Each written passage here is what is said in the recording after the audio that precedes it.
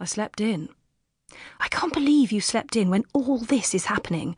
I've barely had any sleep and been awake since 5:30. Yes, well, you are a little obsessed. Obsessed? I'm concerned, like everyone else, apart from you, it would seem. I've told you what I think. It's a publicity stunt. Has to be. I don't think the government would be quite so involved if it were just a publicity stunt, Stephen. I read that Sir Arthur Conan Doyle's very worried now too.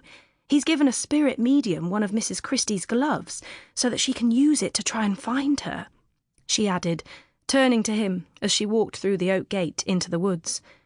Overhead, the now familiar burring of a small airplane circling distracted her, and she paused to look up. Yes, all very queer, she said. She lowered her gaze, met his eyes. What? Why are you smiling? No reason, he said, and they walked on beneath the evergreens. 3 years older than Daisy, Stephen had lived at Eden Hall since the summer of 1909, when the Jessops adopted him.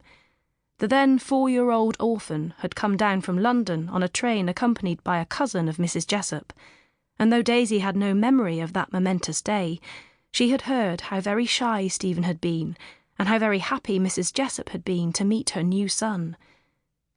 For all intents and purposes, a general servant, Stephen had been officially employed at Eden Hall since he'd finished school at 14.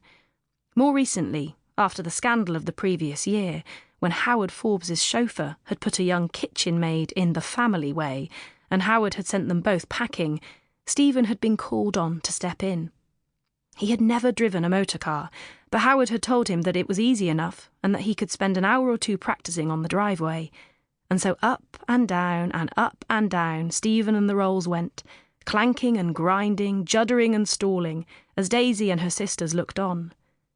The girls had anticipated, almost hoped for, a repeat of Aunt Docia's performance of earlier that year, when she'd decided to have a go in Howard's old Austin 20 and had, at some speed, driven the vehicle straight off the driveway, through the Japanese garden and into the lily pond. But no such drama occurred, and now Stephen was Jessop and lived above the garages in the coachman's flat. He was, Daisy often thought, the nearest thing she had to a brother, an elder brother, because he'd always been exactly how she imagined one to be, protective, informative, knowledgeable, and sometimes teasing.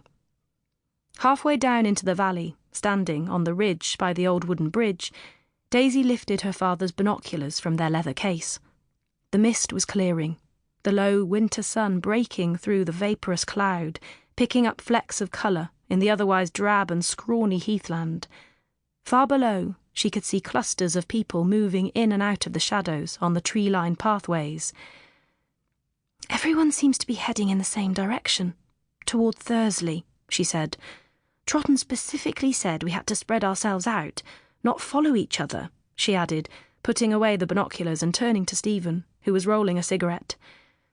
I don't know how you can do that at a time like this. She jumped down from the embankment. Don't you realise? This is international news. Stephen said nothing. He tilted his head, lifted his lighter to the cigarette. You're so annoying, she said, watching him. If poor Mrs. Christie is found, it'll be no thanks to you. Beneath his cap, his dark hair looked greasy and uncombed. He obviously hadn't had time to shave or to wash, she thought.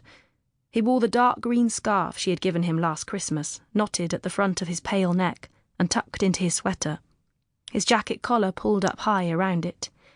He shivered and then stamped his feet as he sucked on his cigarette. Come on then, he said, walking on. Who's dallying now? He called back, jogging off beneath the pine trees. By the time Daisy caught up with him, they were at the very bottom of the valley, where the stream was wider and gushed in a torrent over rocks and boulders, swept down from the hills over millennia. He sat upon a tree stump and made a point of looking at his wristwatch. Yes, very funny, she said, not looking at him, walking slowly towards him. There may have been a murder committed, and you're treating it as though it's all some sort of game. I don't believe we're going to find Mrs. Christie, or any clues to her disappearance, around here, that's all. Her car was left at Newlands Corner, Daisy. That's some miles away. Then why bother...